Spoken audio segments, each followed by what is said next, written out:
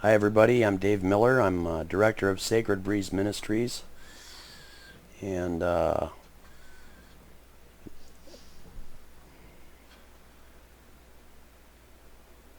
a licensed counselor in the state of Georgia. I've got a master's in theological studies from Emory, and if you want to see my other credentials, you can visit my website, sacredbreeze.org.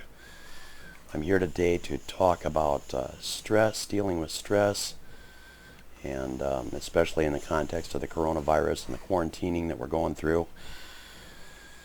And what I'm going to do is I'm going to talk about a little bit about affirmations and meditation, mindfulness, and we'll provide a little free practice meditation, breath-centered meditation that is actually very powerful and very useful.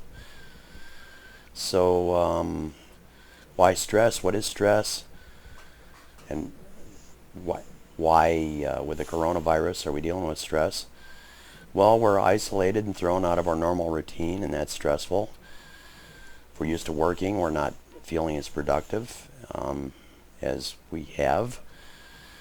And our relationships are changing as we're either in greater, closer contact or less contact with people in our lives. And most of all, we feel stressed when we feel out of control. Normal reaction to stress, to feeling out of control, would be fight or flight. You might have heard of that.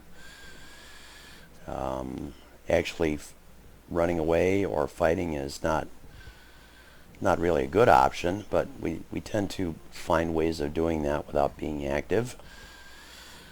Self-induced flight might be unhealthy binging on food or videos or social media or obsessing on the news.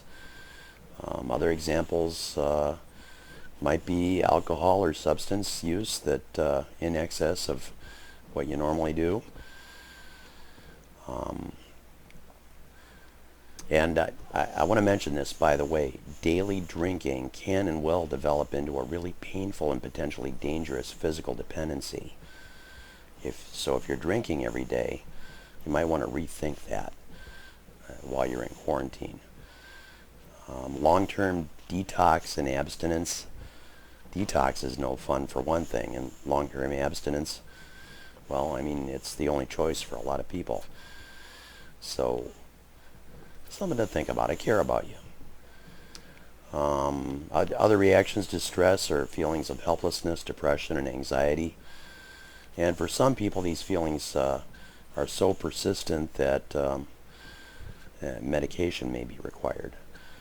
So, but some of the techniques we share can help somewhat with that. As far as the fight instinct goes, well, we do that with finger pointing, blaming, starting arguments with family members just to create distractions. All kind of unhealthy and uncomfortable for everybody. So what I want to talk about is intentional actions rather than reactions. We have opportunities here as well. You've probably heard these opportunities to develop our creative gifts. If you're into gardening, practicing a musical instrument, woodworking, writing, the list goes on and on. I believe everybody has creative gifts. It's just a matter of developing them and sharing them. Also an opportunity for self-care. We usually don't have a lot of time for self-care. With social distancing, we can still usually go out walking, biking, find Tai Chi or yoga video to practice with. And for Tai Chi, I recommend Tai Chi for Health by a guy named Terrence Dunn. It's available on Amazon.com. Also catching up on reading and studying subjects of interest. And even spending more time connecting with friends and family from a distance. Taking time to set up Zoom or Google Meet or something. Facebook time. Facebook, whatever they call it, message. So intentional actions are a good thing to do, but they can be really hard too. Our stress reactions are hardwired into our brains and bodies. So it takes some effort to get past that. And getting past a sense of funk or anxiety, that can seem impossible. Like I mentioned before, for some, medication is required just to get through that funk.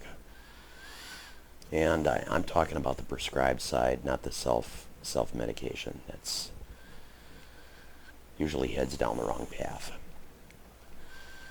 Another reason intentional action is hard is because reacting or firefighting is easier. This is an opportunity, if you ever want to start your own business, to start thinking, how would I act intentionally?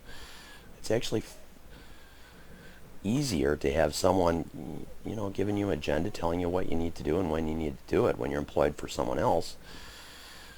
When you're self-employed, you got to come up with that on your own. So this is an opportunity for that also. The bottom line, since intentional action can be so hard, I think is the question, am I worth the effort?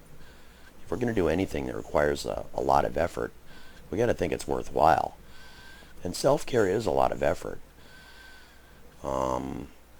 So how do we develop this sense of I'm worth the effort? Well, one of the techniques I recommend is affirmation. My personal affirmation is I'm a beloved child of God, made in the image of God. I am human, I am divine, and I am spirit. I believe in the sacred inherent worth of every human being, and I believe that's true for everybody. If you're not into the whole God thing, that's cool. You can be thinking I'm a beautiful and unique product of evolution. I'm a child of the universe, a beautiful and unique child of the universe. However you want to shape it, an affirmation can be a powerful thing. And one of the things you can do is write this down on a sticky note and put it on the mirror in the bathroom, so first thing in the morning you see that affirmation. The other part of the affirmation to realize is it's okay to be human. I'm human and I'm not perfect. I have strengths and I have challenges, and that's okay too. It can be really powerful, accepting our humanity and not getting everything perfect every time. That's okay. So affirmation is one technique that can help get us off the starting block to continue and keep moving in that direction. The tool I like to talk about is mindfulness. So what is mindfulness? Mindfulness is gaining self-awareness about the way my brain thinks, what my thought patterns are, what kind of things in my life, events, or thoughts or otherwise create certain reactions. If I become aware of these things, then if I recognize it, that, okay, something happened which triggers a feeling in me and my normal reaction is to do this, this gives me a power to act intentionally if I can recognize it ahead of time. So we start recognizing feelings, or recognizing patterns, and becoming familiar with our own thought processes.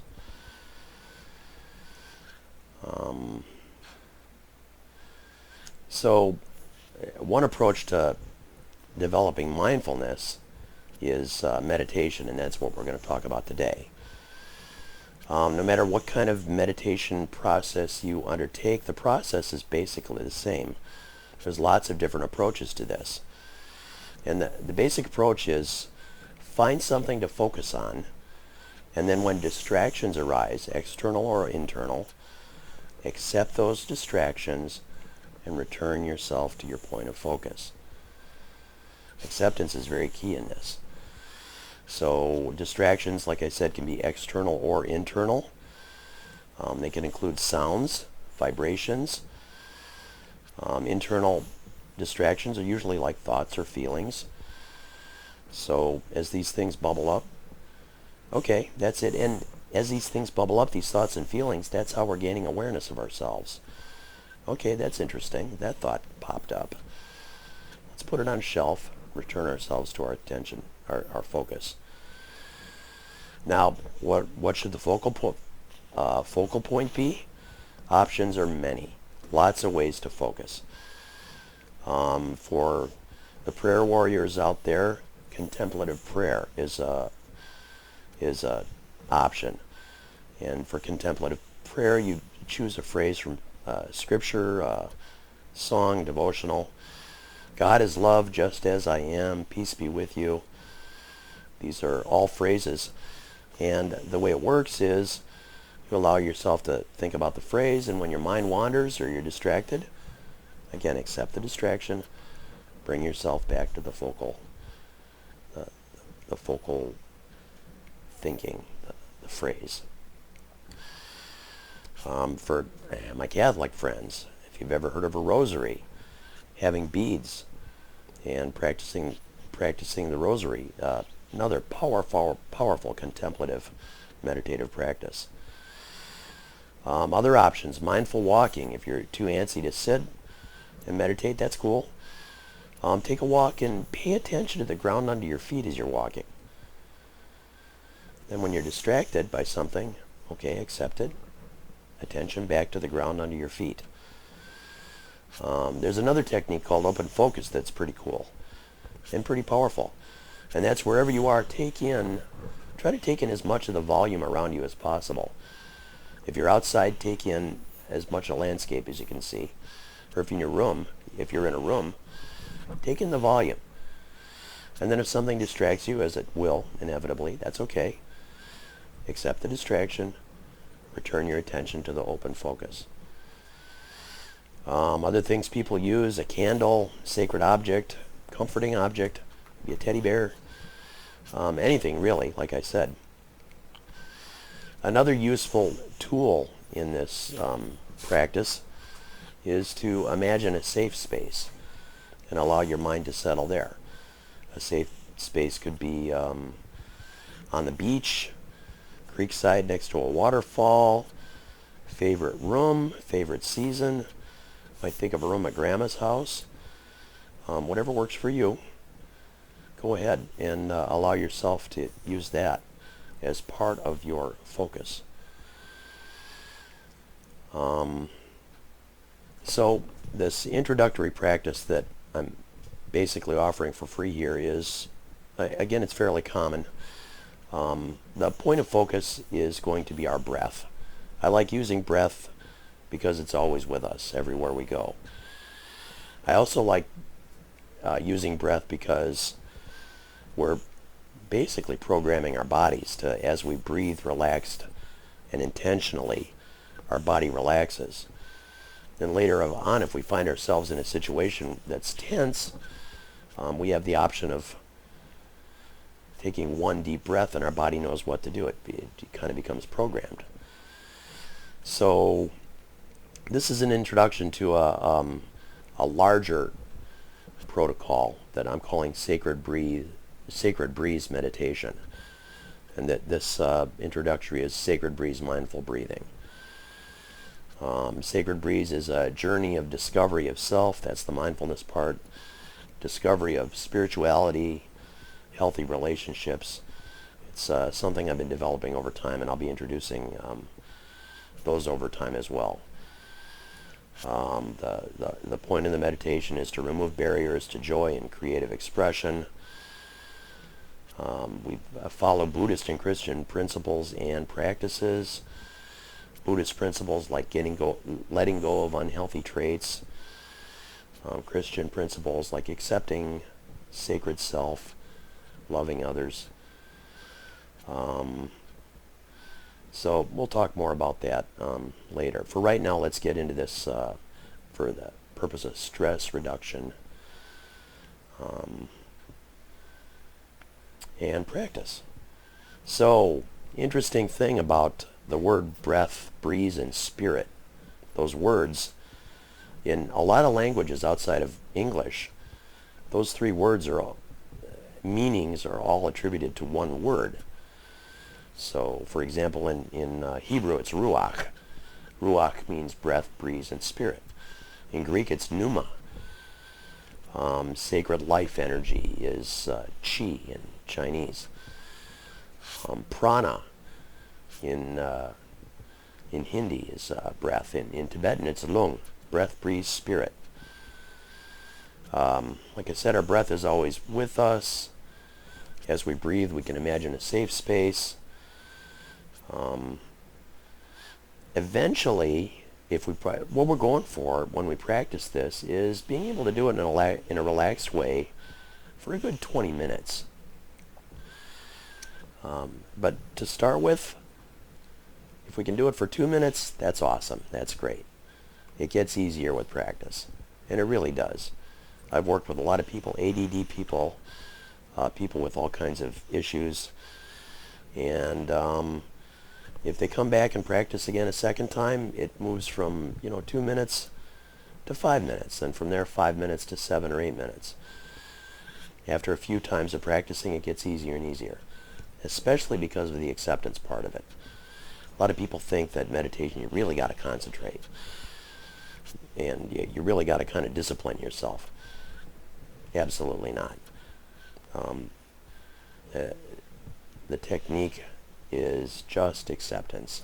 And then you'd be surprised when you accept things, they kind of take care of themselves in a lot of cases. So a timer can be helpful, and for the purpose of this practice, I use an app called Zazen Meditation Timer. I got it on my Android phone. Zazen Meditation Timer. And it's set up with, so you can set up time with bells. And what I like doing is setting the bells up so they ring once, twice, 3 times, then back down to 2 and back down to 1. And then what you can do is you can put in, increase the number of intervals. If you go do 2-minute intervals, there's 5 intervals, that's 10 minutes of meditation. And that's when what I'm going to demonstrate. Here is a 10-minute meditation. And if you bump it to 4 minutes per section between bells, then you've got a 20-minute meditation. 6 minutes and you've got a 30-minute meditation. So that's a useful tool, I think. What we're going to do, so you're aware in this meditation, is we're going to start by thinking about outward distractions, letting them go one at a time. Then we're going to move to inward distractions, accepting and letting them go as well. And acceptance really is the opposite of control. Acceptance builds self-awareness, and acceptance helps us, like I said, become familiar and comfortable with our thoughts. So without further ado, let's move into the practice.